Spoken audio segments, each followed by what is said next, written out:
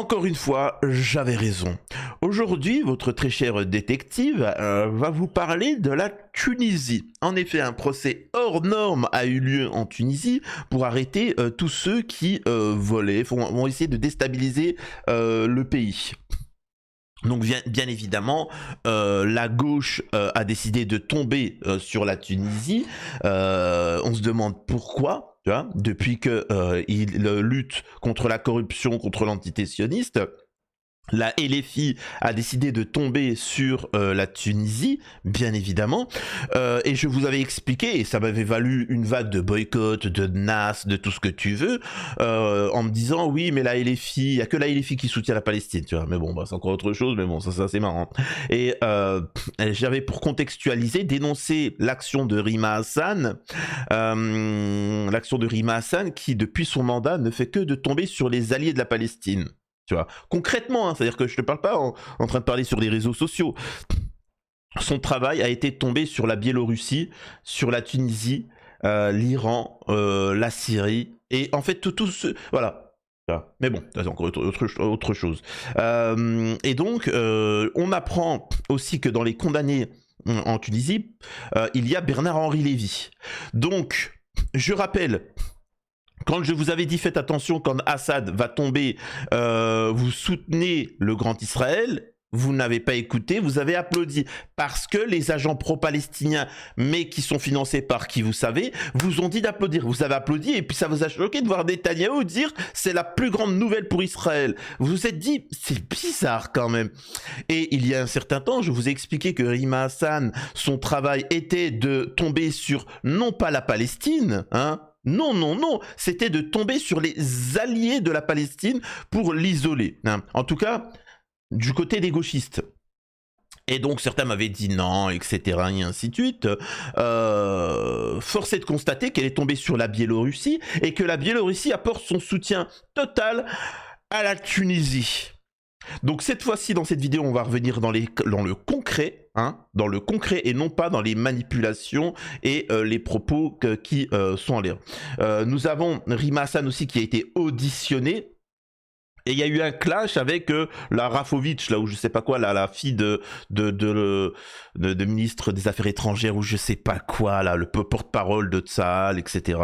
Donc voilà, vous allez voir ça. Avant de démarrer la vidéo, et avant de laisser un commentaire acerbe, commencez déjà par regarder un petit peu. Alors, laissez un message de soutien, mais si vous voulez commenter durement, regardez un peu la vidéo. Hein, je développe des arguments. Et donc voilà. Avant ça, abonnez-vous, laissez un petit commentaire. N'hésitez pas à soutenir la chaîne en faisant un petit don sur Tipeee. Bon. Alors, qu'est-ce qui se passe en Tunisie qui est déclarée comme une dictature en France par la LFI? Mais pourquoi donc? Que se passe-t-il? En Tunisie, le procès pour complot contre l'État se termine en folie judiciaire. Attendez, hop, ouais, voilà, faut payer. Donc, je suis désolé, je vais pas payer moi. Bah, il n'est pas encore venu le moment où je vais payer des articles. Je suis pas encore assez payé. Procès pour complot en Tunisie, des peines de prison qui vont de 4 à 66 ans de prison. En Tunisie, le verdict dans l'affaire du complot contre la sûreté de l'État est tombé samedi 19 avril après une audience très agitée vendredi. Sur les 40 accusés dans cette affaire, dont 8 sont actuellement en détention, la justice a prononcé des peines allant de 4 à 66 ans de prison. Ils ont été jugés sur la base de la loi anti-terreau, coupables de complot contre la sûreté de l'État et d'adhésion à un groupe terreau. Alors, pour comprendre la Tunisie, faut bien que vous compreniez que les groupes terreaux en Tunisie, c'est pas les mêmes qu'en France. Voilà. Alors que pour eux, les groupes terreaux, c'est souvent les sionistes. Hein. Tu vois, c'est le concret, c'est l'USAID, tu vois, c'est l'Union européenne, c'est les gens qui appellent à la destruction du pays, tu vois, c'est des gens qui viennent avec un drapeau multicolore qui disent vive la liberté, et pour la liberté il faut faire un carnage, sortez les missiles, atomiser la Tunisie, sortez la machette, etc. Pour eux ils considèrent que c'est ça le truc mal, hein. C'est malgré que l'autre il a un truc coloré quoi, bref. Le jugement a été prononcé sans un réel procès. Il n'y a eu que 3 audiences qui ont été toutes assez musclées. Les avocats de la défense, près de 200, ont dénoncé à chaque fois l'absence de garantie d'un procès équitable. La plupart des détenus ont refusé de comparaître en visioconférence, comme l'avait exigé la justice pour des raisons sécuritaires. Les avocats ont dénoncé à de nombreuses reprises un dossier vide et de vices de procédure. Ces verdicts, même s'ils étaient attendus, représentent un coup dur pour l'opposition qui compte faire appel du jugement. Au total, 40 personnalités, membres de la société civile, hommes d'affaires, ainsi que d'anciens députés, tous opposants au président Saïd, ont été condamnés samedi 19 avril à des peines allant de 4 à 66 ans de prison. En fin de matinée, les avocats étaient encore en train de confirmer les peines pour que chacun des accusés, mais on sait déjà que l'homme d'affaires Kamel El Taïf a reçu la plus lourde peine, 66 ans de prison.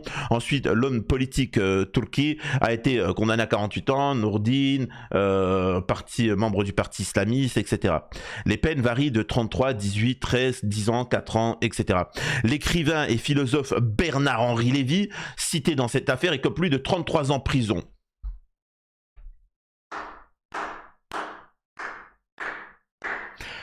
Merci à la Tunisie, merci à la Tunisie.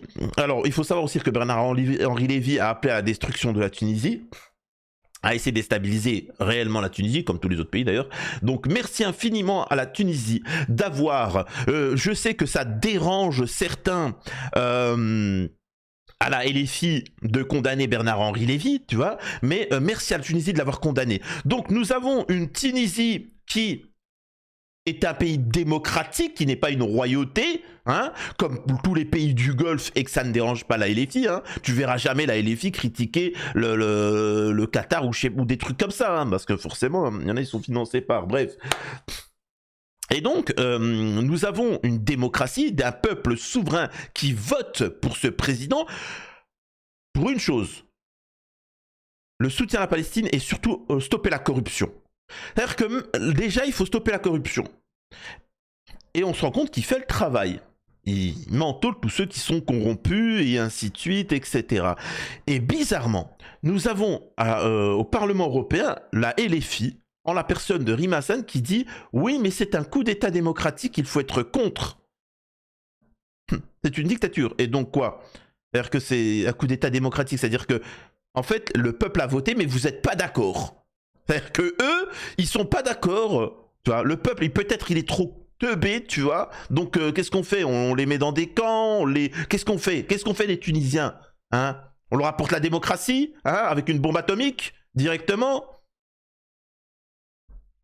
Ça c'est véridique, hein. Ça c'est factuel. Donc moi je me pose des questions, tu vois, je me pose des questions. Je vois un pays qui, le philosophe pro-Israël BHL, condamné à 33 ans de prison par la justice tunisienne dans le cadre d'une affaire de complot contre la Tunisie. Je sais pas, je me pose des questions, tu vois, je me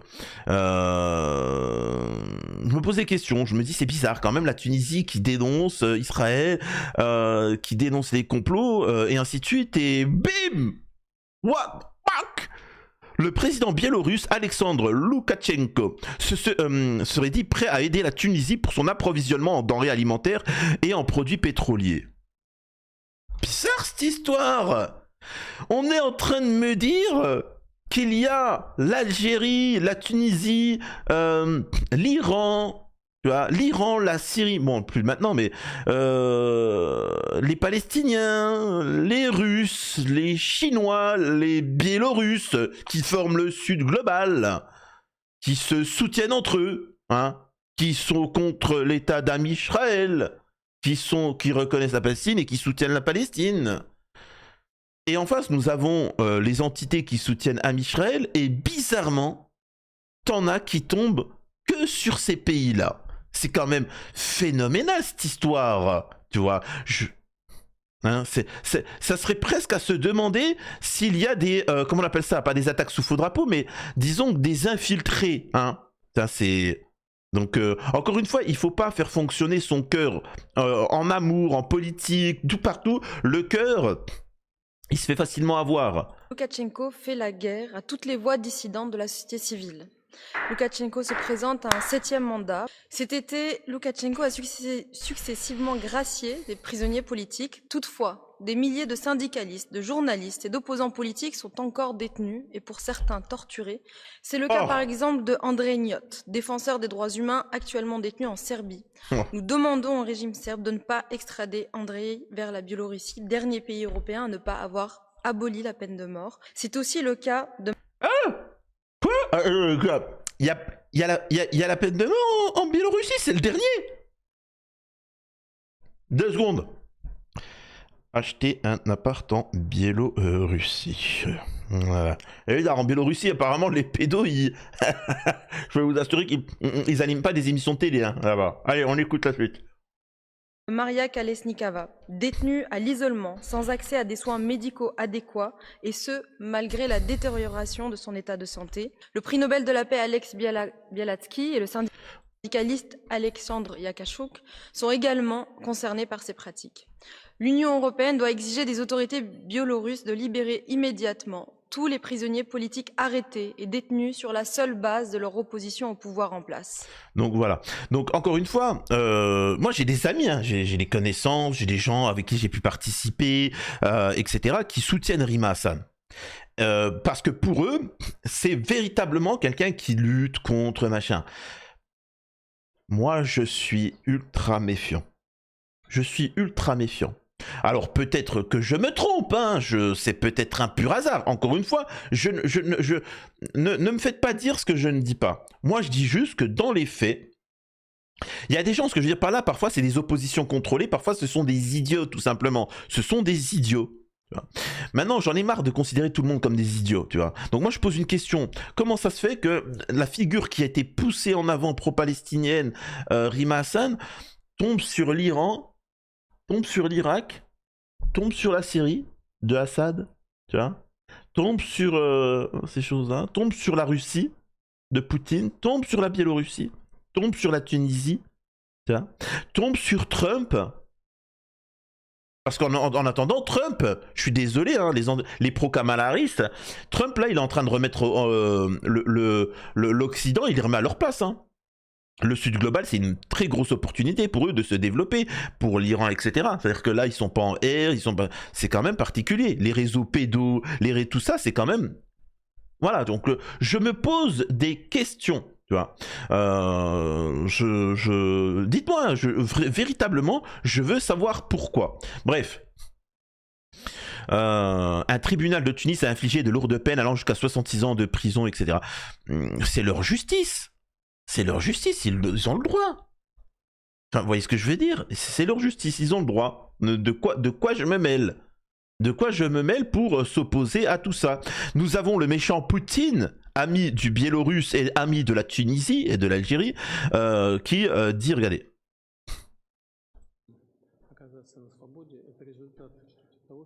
Alors, c'était des otages hein, qui ont été libérés, qui étaient comment on appelle ça, en Palestine, et qui avaient été pris en otage. Et il dit en fait, si vous avez été libérés, c'est grâce à la Russie, parce que la Russie elle a des bonnes relations avec les Palestiniens et des représentants d'organisations, etc. Je pense qu'on peut avoir un mot de remerciement concernant le leadership du Hamas pour avoir coopéré avec nous, etc. C'est quand même particulier. On a aussi la Chine, je ne sais pas si vous avez vu, la Chine qui explique que, enfin qui est du côté de la Palestine. Donc ce fameux Sud global que certains essayent de tomber de manière frontale ou de manière indirecte, je me pose des questions. Bref, et maintenant on va écouter un petit peu la problématique concernant Rima Hassan, comme vous avez pu le voir, alors attendez, je vais vous mettre l'article France Info, et hop. Rima Hassan a été entendue en audition libre par la police mercredi, a appris France Info, auprès du parquet de Paris. Jeudi 17 avril, les auditions ont porté sur 2 affaires. Une plainte déposée par le Bureau national de vigilance contre l'antisémitisme et un des tweets qui évoquait au soulèvement des étudiants de Sciences Po.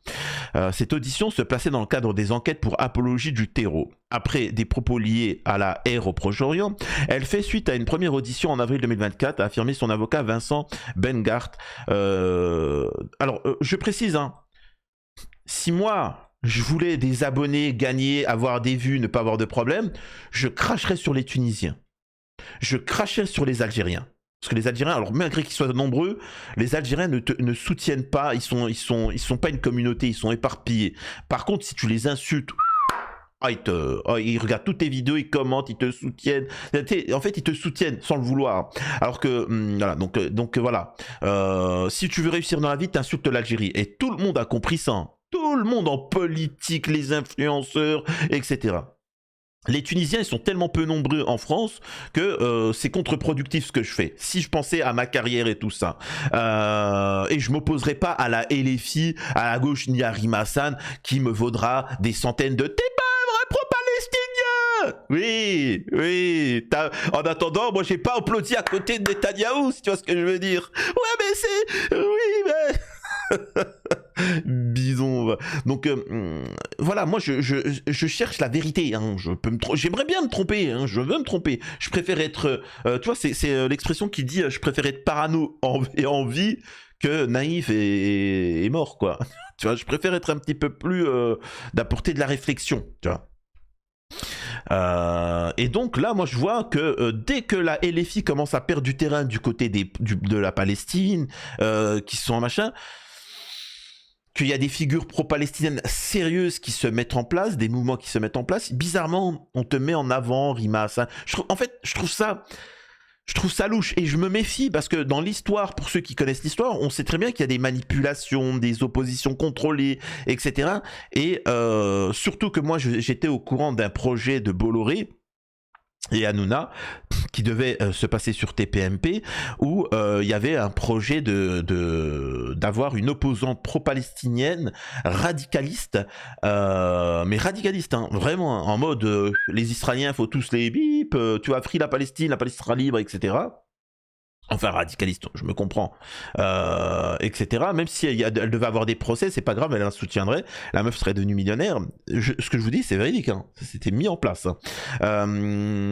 Et s'opposer à Hanouna et à l'équipe de TPMP, et ça fait que vous, les pro-palestiniens, vous l'auriez suivi, vous l'auriez soutenu, vous l'auriez mis en avant, et en fait, c'est une infiltrée. Véritablement, il y avait le projet Rima Hassan 2. Je vous jure que c'est pas une blague du côté de Bolloré. Donc je me méfie, tu vois, je me méfie. Cette nouvelle convocation de Mademoiselle Rima Hassan, par exemple, c'est comme de l'Ogu. De l'Ogu, je peux vous assurer que je peux vous donner plusieurs noms. Après, elles ne veulent pas témoigner, donc pour l'instant, je peux pas te donner de nom finalement, je suis bête. Mais plusieurs journalistes, animatrices ou femmes maghrébines. Comment vous dire ça? Bah, je vous l'ai déjà dit. Les gars, que ce soit de l'Ogu ou d'autres, les gars, la Palestine, ça sert à se taper des culs de maghrébines, c'est tout. Hein, c'est tout, je vous le jure que c'est tout. Il n'y a rien d'autre. Cherchez pas, tu vois. Hein, c'est comme ça. Cette première convocation en avril 2024, alors que aucune décision n'a été notifiée à Mademoiselle Rima Hassan s'agissant de cette première procédure, a-t-il déploré sur la première affaire. J'ai été questionné sur l'usage du mot soulèvement. C'était donc essentiellement un débat sémantique basé sur des suspicions. Second sujet évoqué lors de la décision. Alors moi là-dessus, je vous le dis tout de suite, hein, je suis pour la Palestine libre totalement. Je suis pour le respect des Nations Unies et du système. J'appelle à aucun soulèvement. Aucune révolte. Et tout ça parce que ça s'appelle à la destruction, c'est être un traître à la nation française, ça s'appelle la destruction. Regardez la Syrie. La Syrie, quand bien même Assad n'était pas un ange, regardez où est la Syrie maintenant. Regardez où est l'Irak maintenant. Regardez où est la Libye maintenant. Tu vois. Donc je suis désolé, je ne veux pas ça pour la France parce que comprenez bien qu'une ère civile, un soulèvement, etc. n'arrangera rien. On aura toujours les mêmes au pouvoir, sauf que tu auras 10 millions de victimes. Hors de question, il faut absolument respecter l'État. Tu changes l'État de manière démocratique, de manière républicaine, point barre. C'est tout. Tu vois.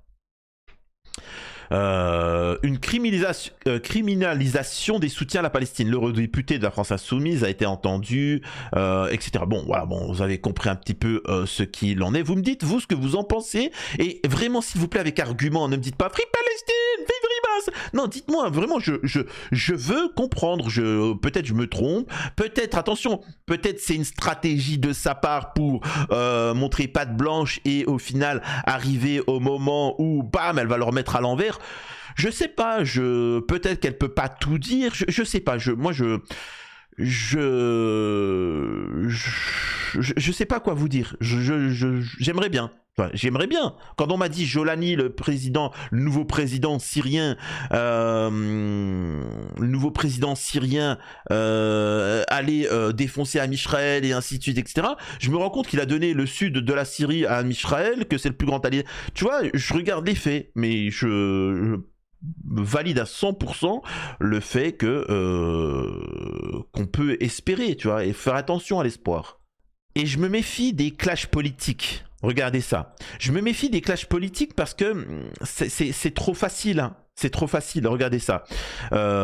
Effectivement. Emma Rafovitch, là, la fille du porte-parole de Tsahal, si je ne me trompe pas, qui est de gauche, hein, qui est véritablement de gauche.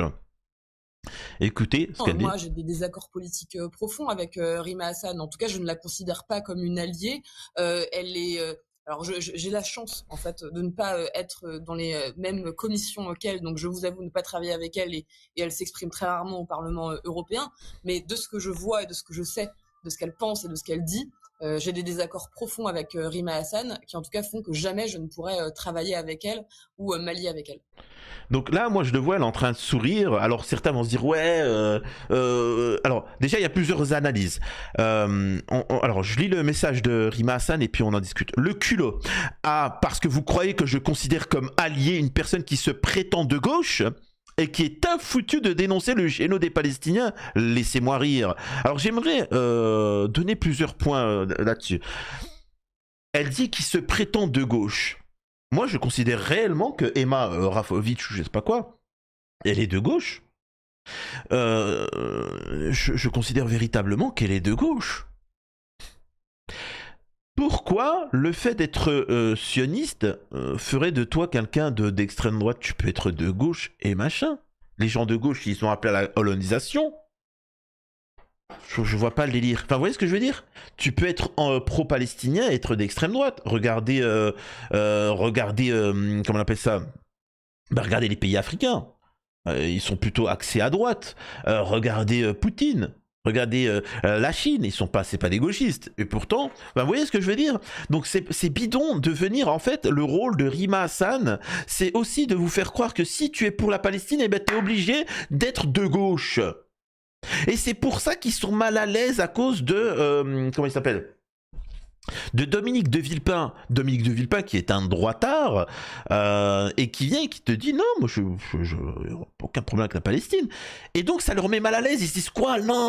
Non, parce que c'était une stratégie pour que maintenant, dès que tu veux voter Palestine, tu votes Mélenchon. Et maintenant, non, je suis désolé, la Palestine, c'est la Palestine. Le sujet de la Palestine. Si demain, Marine Le Pen dit, moi, je suis pour que la Palestine soit libre, eh ben voilà, tout simplement, peut-être potentiellement, on pourra voter pour... Enfin, vous voyez ce que je veux dire?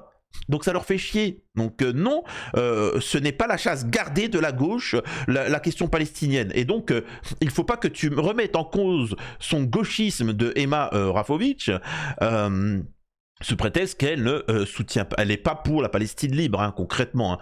Hein. Ensuite, voilà, ça c'est un point. Ensuite, je me méfie de ce genre de sourire. Je me méfie de ce genre de sourire, je me méfie des gens qui se rentrent en clash et de manière binaire, vous êtes là en oui, vive Rima Hassan et après les autres, ouais, vive Rima. Non, tout ça c'est du théâtre. Tout ça c'est du théâtre, j'en ai strictement rien à faire. Moi, du moment où on personnifie quelque chose, j'aime pas, tu vois. Moi, c'est la cause qui m'intéresse. C'est la cause qui m'intéresse uniquement. Il n'y a pas le... Tu vois, les Gilets jaunes l'avaient très bien compris. Les Gilets jaunes, il n'y avait aucun représentant. Ils sont venus, ils ont manifesté, ils ont fait valoir leurs droits. Immédiatement, le système a mis en place des gens, les pseudo-chefs des Gilets jaunes. Tu vois, les Gilets jaunes les ont dégagés, ils n'avaient pas le droit de venir dans les manifs des Gilets jaunes. Et ensuite, on s'est rendu compte que ces gens-là étaient proches de la Macronie. Bah tiens, bah dis donc, les enfants. Hein, incroyable. Tout est manipulation, les enfants.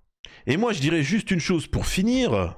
Vive la Tunisie de Saïd, faites attention frères et sœurs tunisiennes, hein, Vous êtes magnifique. J'aurais pu investir dans votre pays, je dis la vérité, s'il n'y avait pas ce problème de migrants, tu vois. Et si votre pays est encore instable, il est en danger, parce que justement, il y a un président qui est bon, faites attention, soyez solidaires. Et faites attention aux Tunisiens de France. Les Tunisiens de France, faites attention à eux, s'il vous plaît, si vous m'écoutez en Tunisie. Sachez que moi, là, derrière, là, je gagne pas d'abonnés, je gagne pas d'argent, je vais me faire critiquer, je vais me faire nasser, comme d'habitude, en message, en commentaire par les gauchistes. Je vais perdre plus que quoi que ce soit. Pour mes frères en Tunisie, pour les frères en Palestine, mes frères et sœurs en Palestine, soutien à la Biélorussie, soutien à la Russie, soutien à la Chine, soutien à la Corée du Nord, soutien... alors maintenant c'est financier. Soutien à... vraiment soutien à tous ceux qui soutiennent le droit international tout simplement. Voilà, hein, incroyable. Donc, bon, écoutez, je pense je vais regarder vos commentaires pour voir ce que vous me disiez. Des bisous à tous, à la prochaine sur les news de Samir.